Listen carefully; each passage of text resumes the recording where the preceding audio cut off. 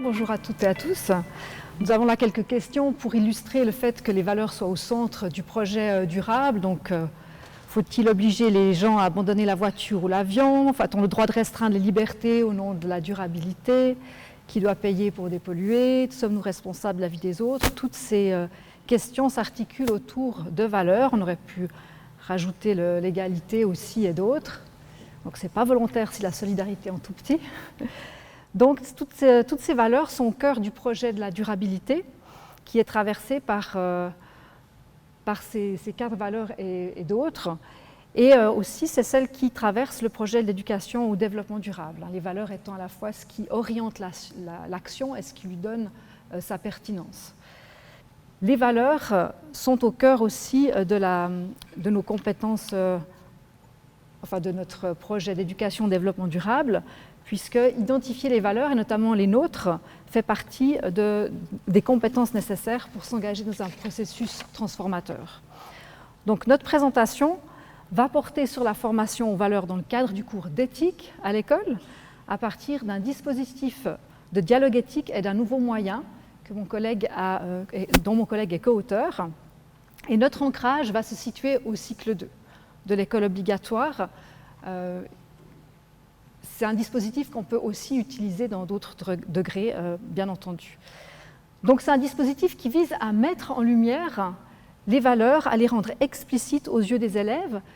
La différence par rapport à ce qu'on peut voir d'habitude, c'est qu'il s'agit moins de mettre en valeur le fait de mettre en lumière que les valeurs peuvent s'opposer dans un débat ou dans un enjeu de la durabilité. Il s'agit plutôt de se concentrer sur une seule valeur et aussi analyser quelques traces d'élèves. Du coup, on voulait aussi remercier l'enseignante qui nous a ouvert ses portes pour pouvoir mener ce travail. Donc, il y a plusieurs liens avec les conférences de M. Franière et de M. Hess, et puis aussi avec les autres conférences, je l'espère. Donc, on va essayer de les mettre à jour. C'est pas grave. Donc, je voulais juste donner tout d'abord un petit contexte sur les contraintes en fait, de l'éducation aux valeurs. Parce qu'il y en a plusieurs, mais on voulait en mettre en valeur 3. La première contrainte, c'est celle de la neutralité. La deuxième, c'est celle des émotions. Et puis la troisième, c'est l'interdisciplinarité. Donc, la neutralité pour commencer. Donc, cette éducation aux valeurs, elle a une longue histoire et elle s'inscrit dans l'éducation religieuse. Donc, dans l'éducation morale de l'élève d'abord, qui, dans notre canton, était prise en charge principalement par l'éducation religieuse. Donc, il est clair que c'est toute l'école qui est pétrie de valeurs, mais l'éducation morale en elle-même, elle avait tout un programme en éducation religieuse.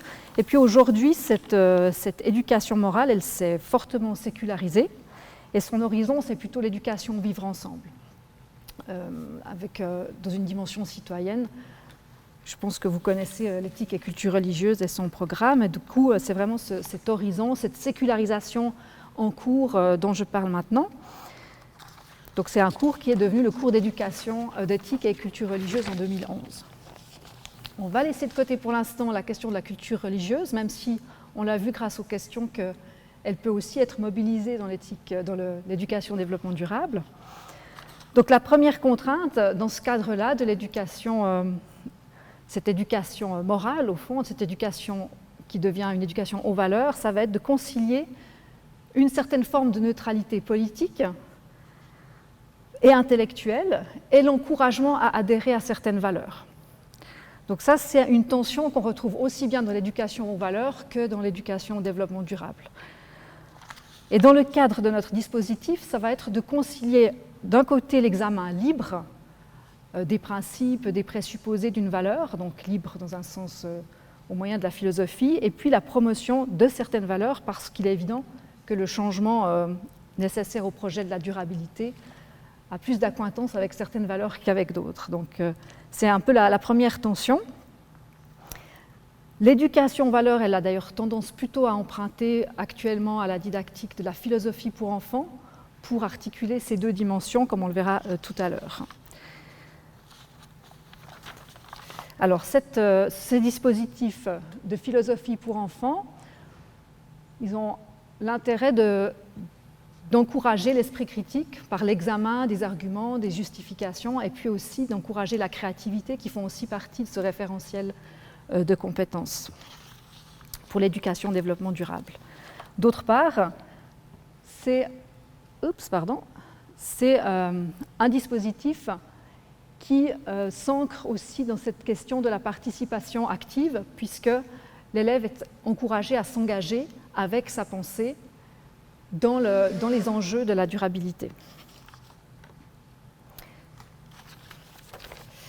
Alors, avant d'en venir juste à cette mention du plan d'études, je voulais parler un tout petit peu de la question des émotions, parce qu'une autre contrainte qui s'impose à nous quand on enseigne, c'est cette question d'irruption possible des émotions.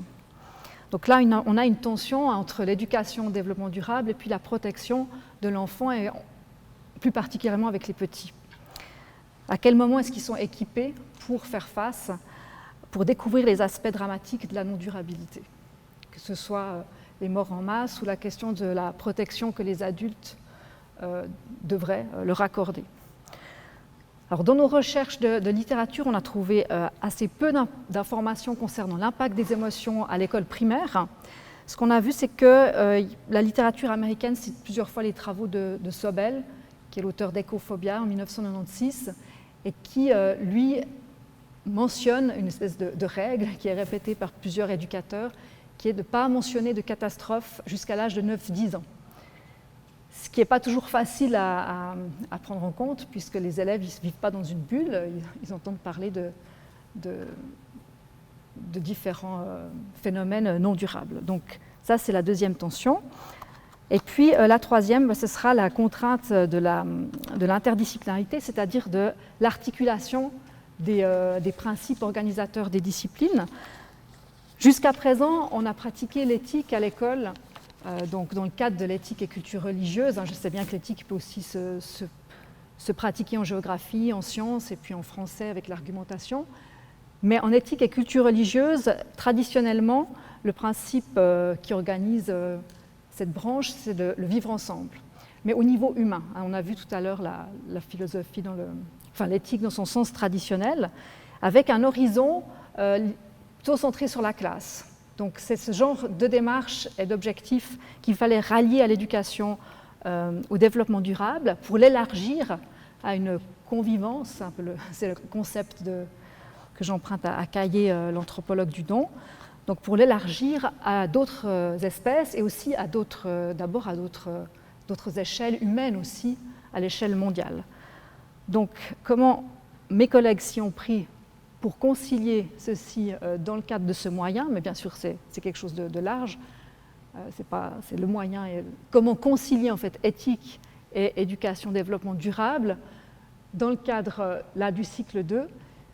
On le voit, les valeurs qui sont dans les apprentissages, ce sont le respect, le partage, la liberté, justice, solidarité, donc des valeurs fédératrices qui sont elles-mêmes un consensus politique. Donc ces valeurs-là, elles peuvent être mises en lien avec la dimension sociale de l'éducation au développement durable, mais ce qui a été choisi, c'est de partir de la visée prioritaire qui met en avant la notion, la valeur de responsabilité, qui est bien entendu fondatrice dans le cadre des différents référentiels, aussi au plan d'études romans dans Interdépendance. Une responsabilité qui est plutôt axée sur la responsabilité des consommateurs en général, mais là on voit qu'on a un potentiel pour créer des séquences qui s'articulent entre éthique, donc entre SHS et puis éducation développement durable. À moi de prendre le relais maintenant pour évoquer quelques éléments par rapport à la responsabilité qui, comme c'est indiqué ici, est l'entrée que nous avons choisie dans le cadre de ce moyen d'éthique pour aborder la question de la durabilité. Donc la responsabilité éthique va servir de porte d'entrée pour rentrer dans ce domaine d'apprentissage. Respect, partage, justice, solidarité, liberté, durabilité. On aurait pu rajouter, peut-être sans passer par la responsabilité. Et pourtant, c'est un choix que nous avons fait. La durabilité en elle-même peut aujourd'hui être envisagée assez aisément comme une valeur, parce qu'elle est fortement valorisée. Et puis la durabilité, on le sait, fonctionne aujourd'hui est considérée comme étant régulatrice de l'action, donc elle est invoquée par beaucoup comme une valeur en elle-même. Toutefois, la différence du respect, du partage, de la justice et de la solidarité, et de la liberté, et d'autres exemples, la durabilité en tant que telle ne peut pas qualifier le comportement d'une personne. On peut dire d'une personne qu'elle est respectueuse, qu'elle est généreuse, qu'elle est juste, qu'elle est solidaire, qu'elle est libre. Lorsque la valeur devient une qualité, on ne dira pas d'une personne qu'elle est durable. Et si on veut le dire, il faut chercher un adjectif qui convient mieux, et c'est pour ça que nous avons choisi celui de responsabilité, en estimant que c'était ça pouvait être le pendant subjectif de la durabilité. Je parle de pendant subjectif parce que lorsque l'on évoque la question des valeurs, dans l'enseignement, on parle de l'éducation d'un sujet éthique, et donc il est fondamental de passer par un élément de subjectivation, ne serait-ce que pour évoquer une prise de conscience, pour agir d'une manière ou d'une autre, ou pour réaliser une transformation, ainsi que nous y invite le référentiel de compétences qui a été cité. Finalement, difficile de développer des compétences s'il n'y a pas un sujet pour les développer. Autre argument, la responsabilité est définie par certains auteurs comme une réponse à une interpellation. Or, l'interpellation est vive aujourd'hui, particulièrement sur les questions climatiques, puisque nous sommes invités à changer nos comportements en profondeur, et c'est une manière de répondre à cet appel qui, dans un sens, nous est adressé. On peut également faire un lien entre le concept de responsabilité et celui de vie. Le concept de vie a été évoqué dans la conférence précédente. On a vu qu'on pouvait y mettre plusieurs significations. Ici, je le fais avec une citation de Michel Métayer, qui a écrit un livre sur l'argumentation en éthique et qui nous dit que c'est dans la protection et l'épanouissement d'une forme de vie, reste à savoir laquelle, bien sûr, que l'agir responsable prend une dimension morale. Voilà pour quelques justifications. Bien entendu, on justifie également notre travail à l'école par le plan d'études et parce que la responsabilité éthique, c'est une visée de la discipline, donc quand même un argument qu'on ne va pas oublier. Autre justification ou tentative de justification de cette approche par la responsabilité, c'est que c'est une valeur qui a l'avantage d'être multidimensionnelle. Alors, bien sûr, d'autres valeurs ont aussi plusieurs dimensions, mais il nous a semblé que celle-ci en particulier renvoyait à plusieurs champs et pouvait se décliner de différentes manières. Alors, on le voit ici à travers un schéma que j'ai emprunté au moyen d'enseignement, donc Barral et Soeli. La brochure de l'élève, enfin le schéma n'est pas dans la brochure de l'élève, il est disponible pour les enseignants, il se fait un peu une aide à la réflexion éthique. Et nous avons intégré, dans ce schéma, ont été intégrées des dimensions sociales, personnelles et environnementales. On peut considérer par rapport au développement de la responsabilité éthique que la dimension personnelle est centrale finalement dans la mesure, alors est-ce que c'est encore de l'anthropomorphisme, je ne sais pas, mais en tout cas dans la mesure où c'est le lieu de l'éducation du sujet, et c'est bien un sujet qui est au cœur du processus éducatif, sujet qui pour choisir, s'engager, assumer ses actes, réfléchir également, sera appelé à prendre en compte la dimension sociale et puis la dimension environnementale. Là, il est possible de faire des liens avec la communauté biotique, par exemple, telle qu'elle a été évoquée précédemment, puisqu'on voit que dans ce schéma, on sort d'une communauté qui serait strictement humaine au niveau des levées de l'action. Rien de prescriptif dans ce schéma. D'ailleurs, c'est une tentative de déclinaison de la valeur pour essayer de donner aux enseignants des outils pour mieux la mobiliser avec leurs élèves. Je vais évoquer, pour introduire un peu le moyen également, maintenant la question du dialogue. Avec le dialogue, on passe un peu sur le dispositif d'enseignement. On a vu que la responsabilité avait été choisie comme étant la valeur phare pour aborder la durabilité. Il s'agit maintenant de la mettre en œuvre, de la travailler. Aucune valeur n'est apprise si elle n'est pas dialoguée. Ce serait un peu, on pourrait presque dire, une loi de la didactique, de l'éthique. Comment travailler des valeurs avec ses élèves si on ne n'incite pas les élèves à dialoguer au sujet de ces valeurs. C'est pour ça que le terme et même le concept de dialogue va être quelque chose de tout à fait décisif. Alors, nous avons proposé, dans cette brochure, de travailler, de mettre la valeur de responsabilité en dialogue, comme nous essayons de mettre les autres valeurs en dialogue. D'où vient le dialogue éthique?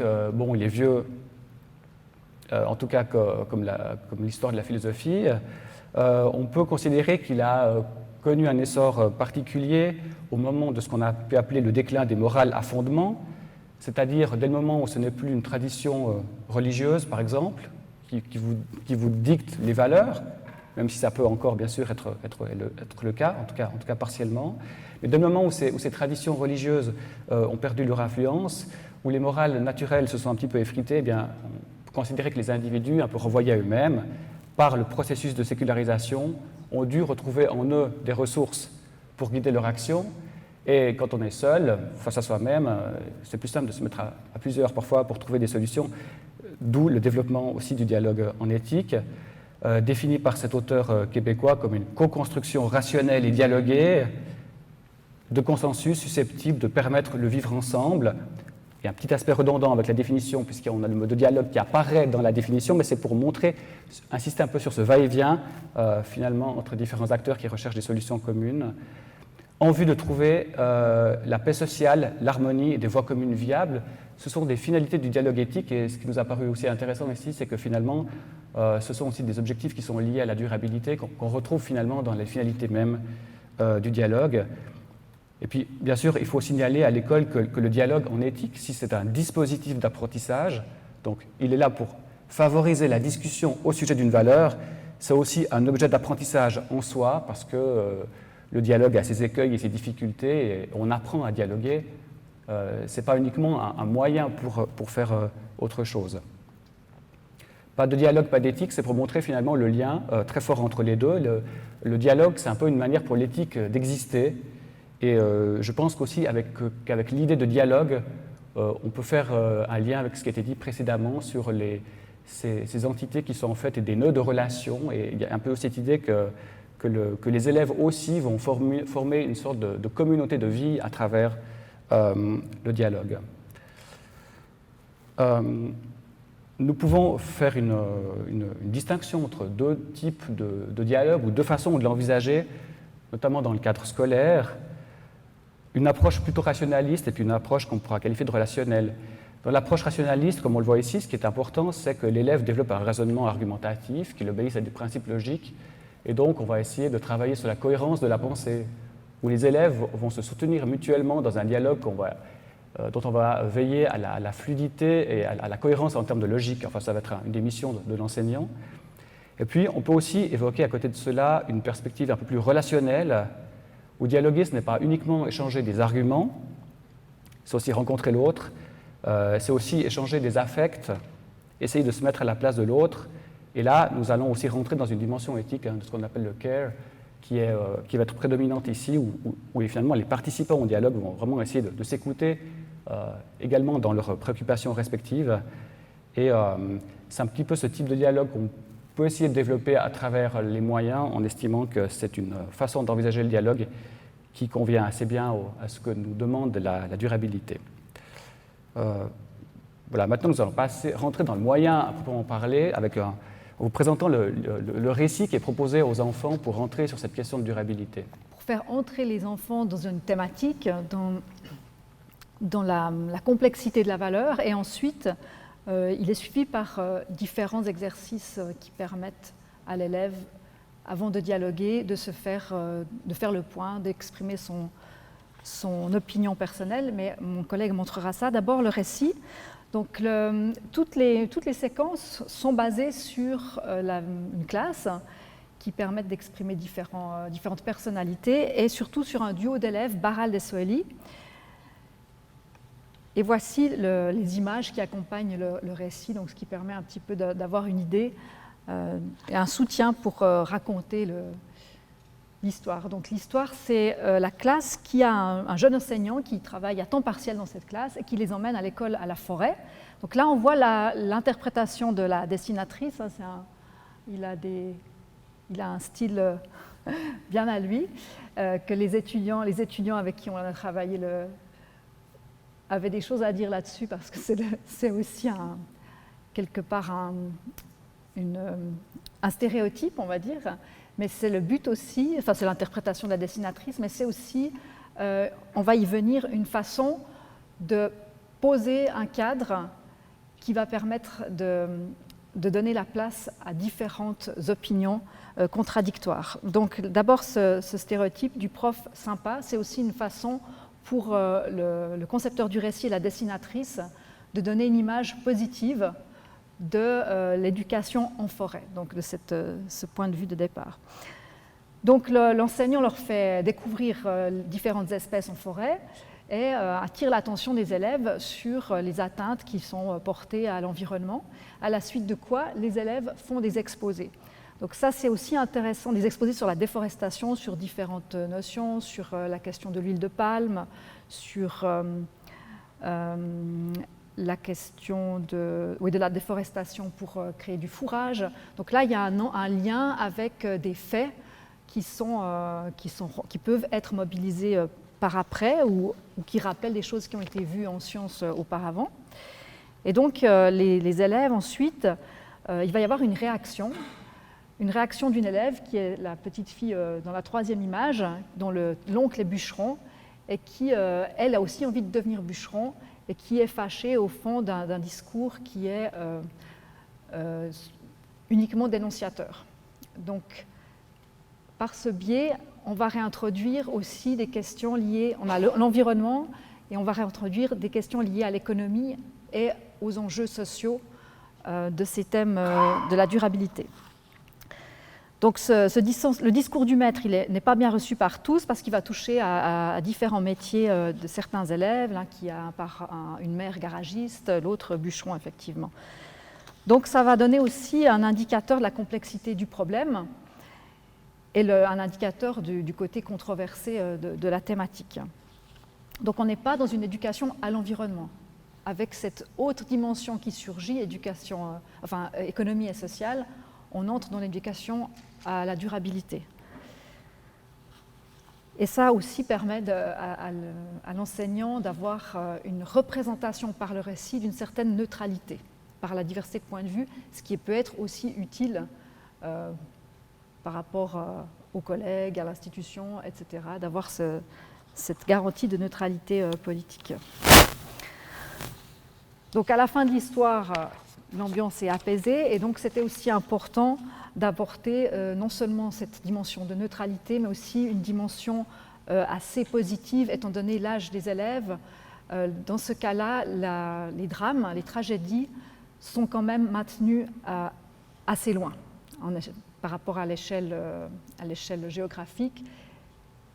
Les élèves sont rassurés, ça se passe assez bien en Suisse et la question des drames est éloignée peut-être temporairement dans l'esprit des élèves. Donc ça, c'est un choix qui a été fait pour garder une certaine tonalité positive. Ensuite, les dimensions du dialogue sont présentes. Donc il y a un principe d'identification parce que les protagonistes sont des écoliers de leur âge. Le récit met en jeu une expérience humaine, ça c'est une expérience qui coïncide avec la situation d'enseignement. Le récit apporte des informations, quelques informations sur la gestion des forêts, même si c'est plutôt à mettre en lien en interdisciplinarité avec les sciences à d'autres moments. Les élèves ne pensent pas tous de la même manière, donc on a un principe d'équilibre. Le récit met aussi en jeu des concepts universaux, donc qui concernent toute l'humanité. Il y a un principe de modélisation dans le sens que les personnages du récit peuvent constituer des modèles pour les élèves, mais pas des modèles moraux, des modèles pas des modèles de vertu, mais des modèles à suivre pour la réflexion.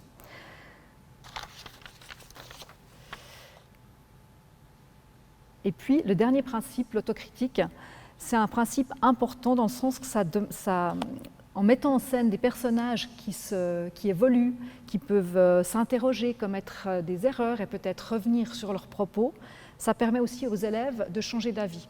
Et ça, c'est important dans le dialogue éthique, parce qu'il ne s'agit pas seulement d'avoir une addition d'opinions, parce que là, on reste dans quelque chose d'assez monologique. L'idée, c'est quand même de complexifier sa pensée en écoutant celle des autres, donc en nuançant la sienne ou en l'améliorant par des arguments. Je vais enchaîner avec la présentation des activités qui sont proposées aux élèves suite à la lecture du récit philo qu'ils auront pu faire, ou un récit qui aurait pu être aussi donc raconté par l'enseignant.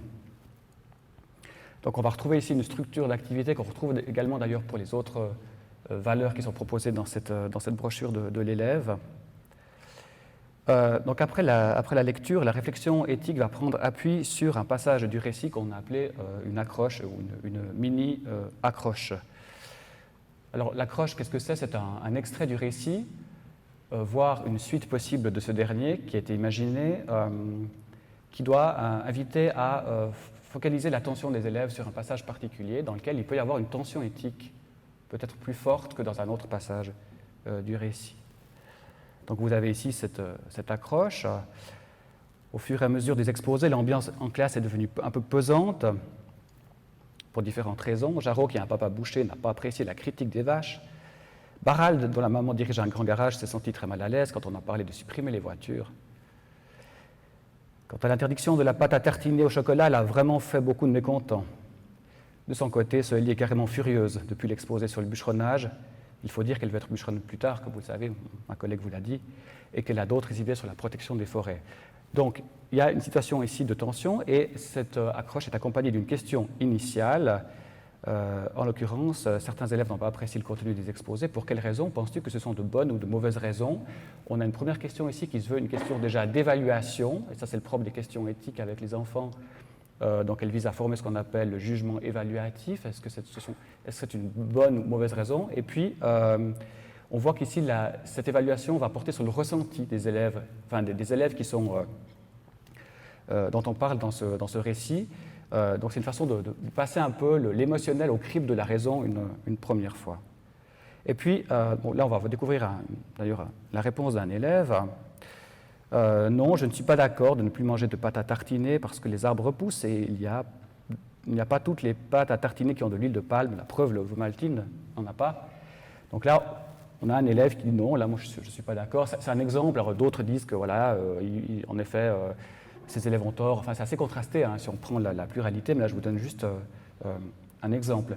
Les premiers extraits que je vais vous montrer, c'est plus d'ailleurs des exemples. Il y aura peut-être quelques passages sur lesquels je m'attarderai un petit peu plus au niveau peut-être une première analyse, mais tout à l'heure.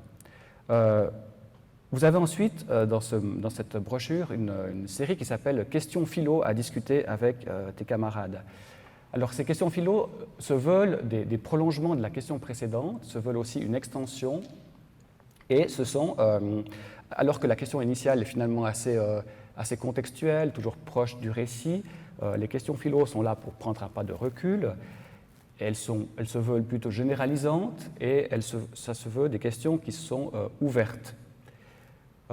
Alors, ouvertes non seulement parce qu'on ne peut pas y répondre en principe trop rapidement par oui ou par non, mais elles devraient en principe tout le temps rester ouvertes et on ne devrait pas pouvoir les refermer ou on le fait parfois de manière provisoire.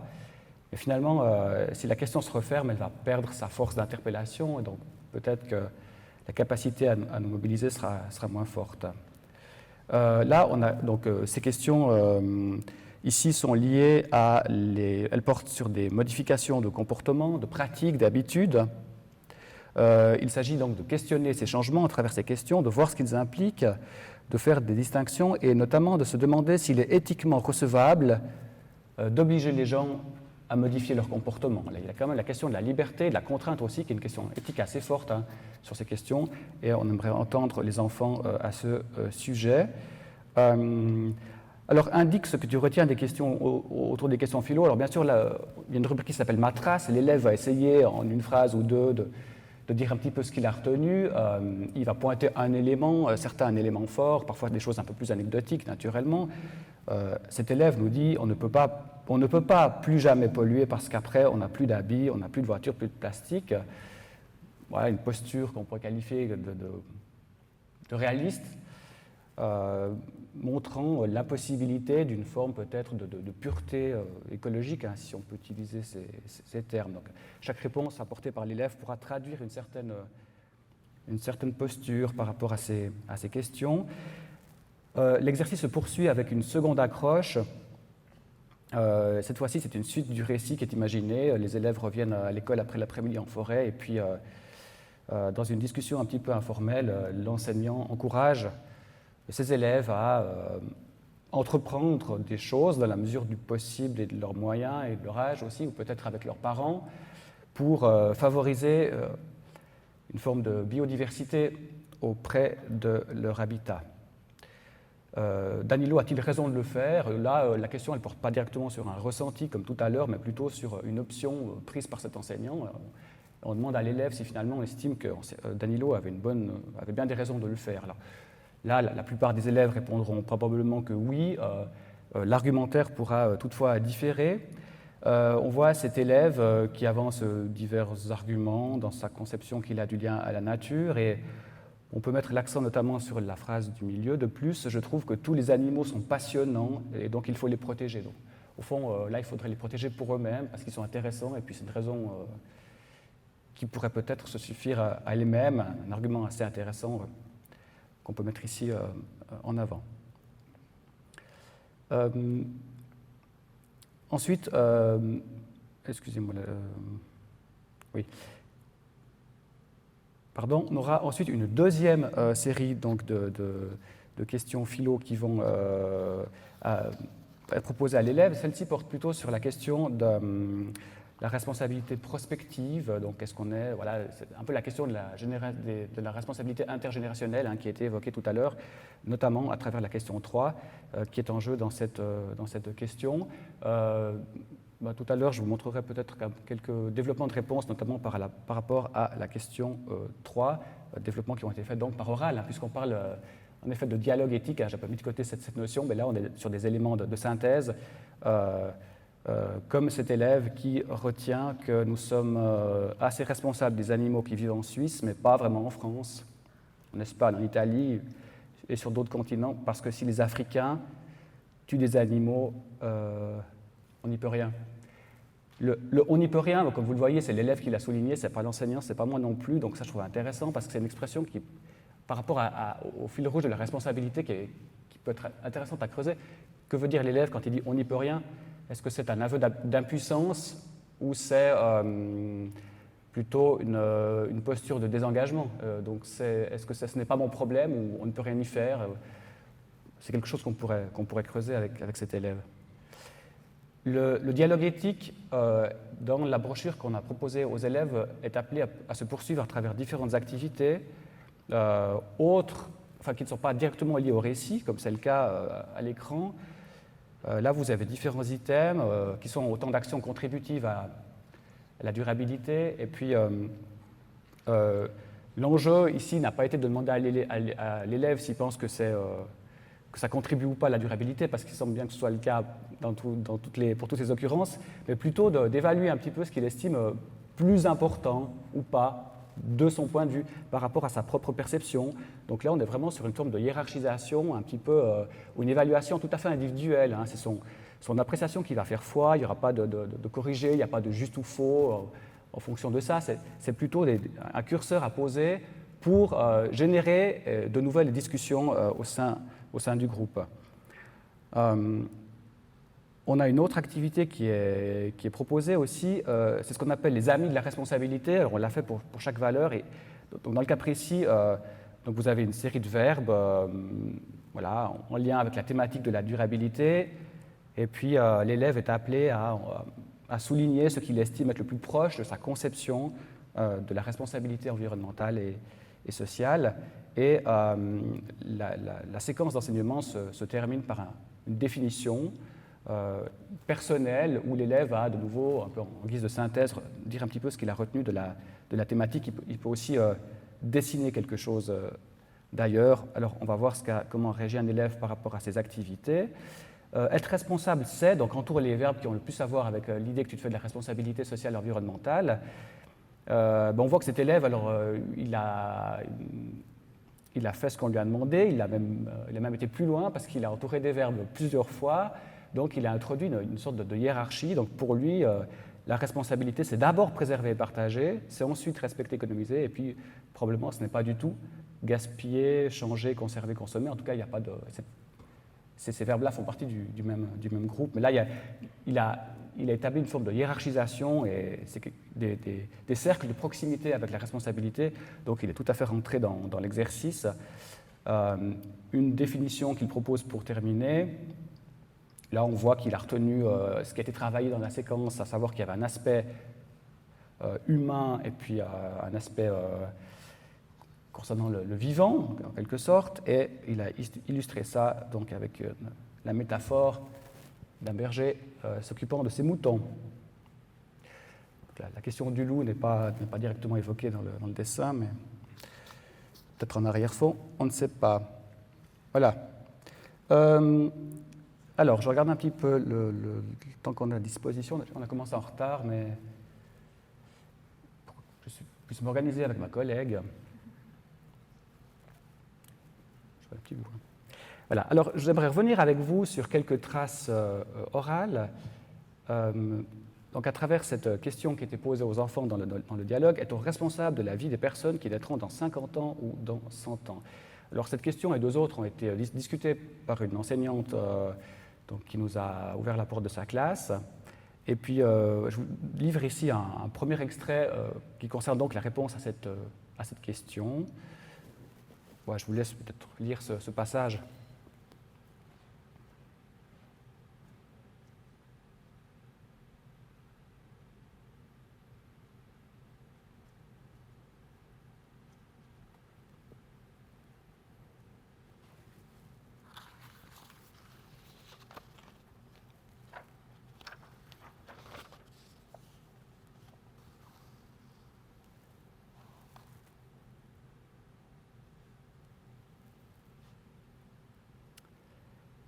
Voilà, donc un premier extrait que je propose ici qui m'a paru intéressant. La question est posée à la classe et à la fin de l'extrait, elle est posée une nouvelle fois.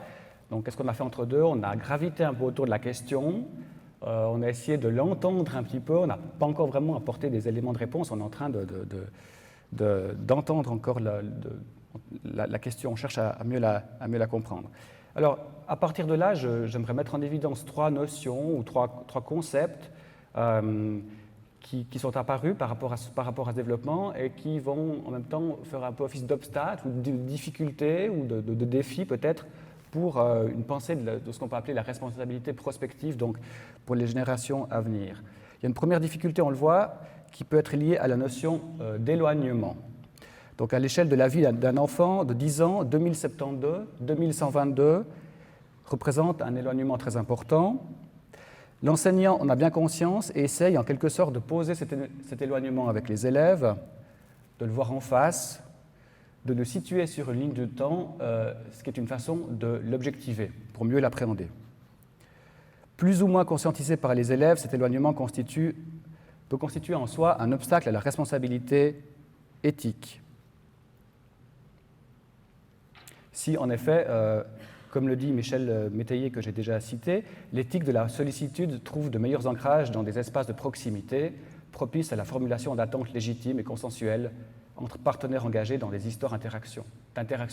Donc c'est plus facile d'être responsable dans des situations de proximité. L'éloignement constitue en cela un obstacle à une forme d'éducation à la responsabilité éthique. Une extension spatio-temporelle excessive des cercles de la responsabilité entraîne une dilution de la sollicitude et les soutire sa force motivante pourtant essentielle. Donc comment être responsable du lointain? C'est un peu une question qui est là en filigrane et on sent qu'elle travaille un petit peu, qu'elle retarde peut-être un petit peu les réponses des enfants.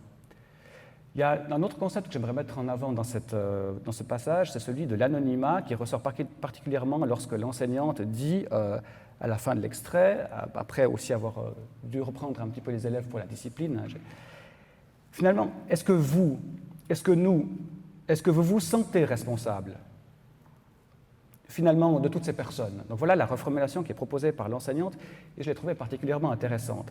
D'abord, il y a une oscillation entre le nous et le vous. Sur ces questions de responsabilité, quand l'enseignant s'adresse à la classe, c'est vous les responsables ou c'est nous? Bon, finalement, on voit bien que c'est nous parce que s'adresser à la communauté humaine, mais l'enseignante revient au vous pour des raisons de contexte scolaire, parce qu'à l'école, c'est l'élève qui répond à la question, mais on voit bien qu'elle nous concerne tous et on le pressent à travers la question de l'enseignant. J'ai trouvé ça assez intéressant. le verbe sentir est intéressant aussi. Est-ce que vous vous sentez responsable? Non plus est-ce que vous êtes responsable, est-ce que vous vous sentez responsable?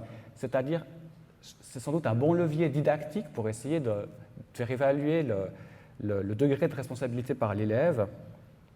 Et peut-être que ça nous dit aussi que la responsabilité, ce n'est pas qu'une affaire d'idées, c'est peut-être aussi quelque chose d'affectif. Donc, suite à la question qui était posée, il y a eu un silence dans la classe, donc, qui montre un certain embarras, qui peut être propre aux questions philosophiques. Embarras redoublé peut-être par le fait que l'enseignante évoque finalement toutes ces personnes. Bon, alors c'est qui toutes ces personnes? Cette espèce de foule anonyme. Là, il y a une difficulté. On n'arrive pas à voir quel est leur visage. Et ça, par rapport à l'éthique, c'est une difficulté. Si on se réfère par exemple à un auteur comme Emmanuel Levinas qui nous dit que l'éthique, c'est précisément la rencontre du visage de l'autre. Alors, si la foule est anonyme, comment est-ce que je peux m'en sentir responsable? Donc, c'était le deuxième concept que je voulais mettre en avant dans cet extrait.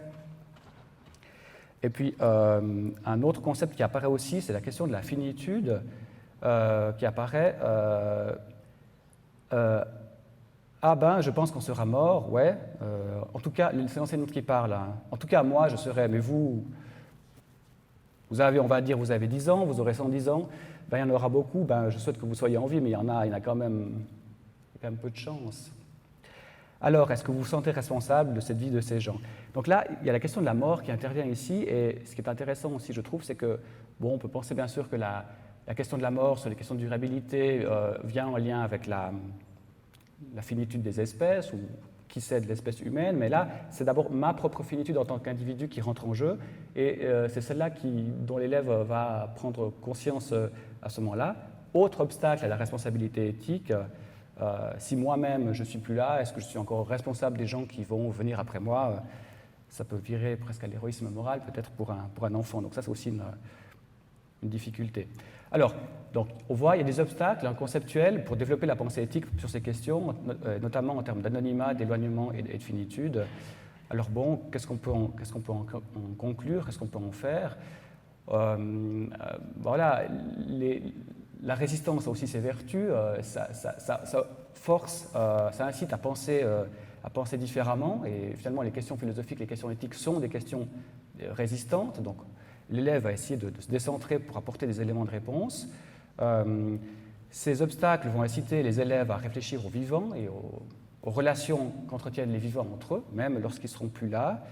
Et en effet, parfois, ils sont un petit peu au pied de l'obstacle, sur un plan conceptuel, mais comme peuvent l'être certaines populations au pied du mur, sur un plan aussi pratique par rapport à l'urgence climatique. Alors, bon, j'ai un autre extrait là sous la main, mais avant, je passerai la parole à ma collègue, mais j'ai un autre extrait sous la main dans lequel on voit que les élèves arrivent aussi à rebondir un peu sur ces questions, notamment en utilisant la notion de responsabilité intergénérationnelle. Cela dit, je peux quand même proposer quelques leviers peut-être pour aller au-delà de ces résistances. Sur la question de l'éloignement, en effet, je pense qu'elle est importante, il faudra la prendre au sérieux. Sans doute que l'éloignement doit être pensé, en tout cas avec les élèves, dans une forme de ce qu'on peut appeler une dialectique, pour utiliser un terme de la philosophie, une dialectique avec ce qui est proche. Je pense ce qui est loin un peu en miroir avec ce qui est proche. Donc je pense que travailler sur des espaces de proximité en parallèle avec des espaces plus grands, que ce soit dans le temps ou sur la dimension géographique, je pense que ça peut être un va-et-vient qui peut être intéressant. Et donc là, j'ai mis en lumière un peu ce mouvement qu'on retrouve si on met en parallèle la question 1 et la question 3. Peut-on surmonter l'anonymat des gens qui naîtront dans 100 ans? On pourrait imaginer, donc ça n'a pas été fait dans le cadre du moyen, peut-être des récits de fiction qui nous mettent en scène, qui incarnent en quelque sorte des personnages qui viendront après nous, peut-être pour leur donner un peu plus de corporéité, un peu plus d'existence.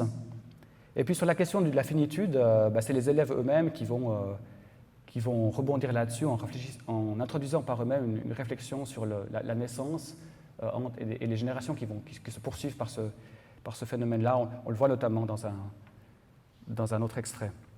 Donc ce qu'on a pu voir, c'est que les élèves, dans le cadre de cette discussion, arrivent en tant que collectif à dessiner plusieurs sortes de responsabilités. Il y a plusieurs conceptions, et ça on trouvait assez riche de voir que même petits, ils arrivent à conceptualiser cette responsabilité avec l'aide de l'enseignante.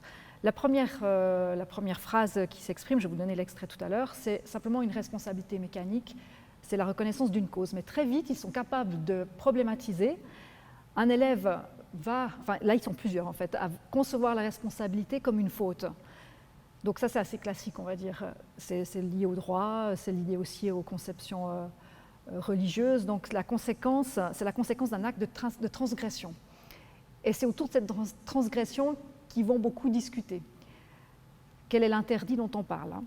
Ensuite, il y a la responsabilité comme capacité à répondre. Ce n'est pas qu'on est responsable parce que c'est de notre faute, mais parce que en tant qu'humain, on a les capacités de protéger. Ça va être l'autre argument. Et ça, c'est intéressant dans le cadre d'une éducation à la durabilité, c'est de mettre en lumière ce côté des capacités que nous avons d'entrer en action pour répondre à une situation, même si ce n'est pas nous qui l'avons créée. Et puis, une dernière proposition, c'est la responsabilité en tant que dette. Et ça, je la trouve particulièrement intéressante parce qu'elle est assez peu courante dans notre culture. Mais je vais y venir. D'abord, on va lire l'extrait. Donc, l'extrait, c'est est-on responsable des animaux qui vivent près de chez soi? Antoine répond oui, parce que si on pollue, ben, ça tue. Ça, c'est le côté mécanique. Enfin, ça peut tuer tous les autres animaux, partout, les déchets dans la mer. Marine dit ben oui, parce que s'il n'y a plus d'habitat ou plus à manger, eh ben, il peut se réfugier chez nous. Ça, c'est l'autre, c'est la deuxième, enfin, la conception en tant que capacité à répondre. Elle ne parle pas de sa faute, mais vraiment de ce qu'elle peut faire. Ensuite, Lilia, alors ça je vais y revenir après, donc elle dit que c'est quand même des êtres vivants, ça c'est la question du critère. Et Malo lui reprend aussi cet argument, il faut les protéger pour les garder un petit peu, parce que si on n'a pas beaucoup, ben voilà. Là, il ne développe pas, on pourrait relancer bien sûr. Et la dernière proposition, la reconnaissance en tant que dette, c'est celle qui est illustrée ici par Armin, ils sont deux à avoir cette position, mais là j'ai pris Armin. Oui, je me sens coupable. Donc il est aussi sur la sensation. Hein. Ce n'est pas je suis coupable, je me sens coupable. On sait que c'est un peu grâce à eux qu'on est là. Donc ça, c'était intéressant, cette reconnaissance de l'interdépendance et aussi, mais même carrément de la dépendance. C'est-à-dire que dans ce cas-là, il n'est pas supérieur aux animaux, par exemple, en capacité d'agir, il se définit l'humain dans une posture de dépendance. Donc ça, je trouvais aussi en lien avec une des questions qui a été posée avant par rapport à la culture religieuse, c'est là où on peut aussi voir l'intérêt de s'intéresser à des conceptions alternatives qui viendraient d'un autre contexte que le contexte judéo-chrétien, par exemple, ou d'autres qu'on connaît, à travers notamment les mythes ou d'autres récits qui ne font pas forcément intervenir des dieux, mais des récits qui raconte la place de l'homme dans l'univers, dans son environnement sur Terre.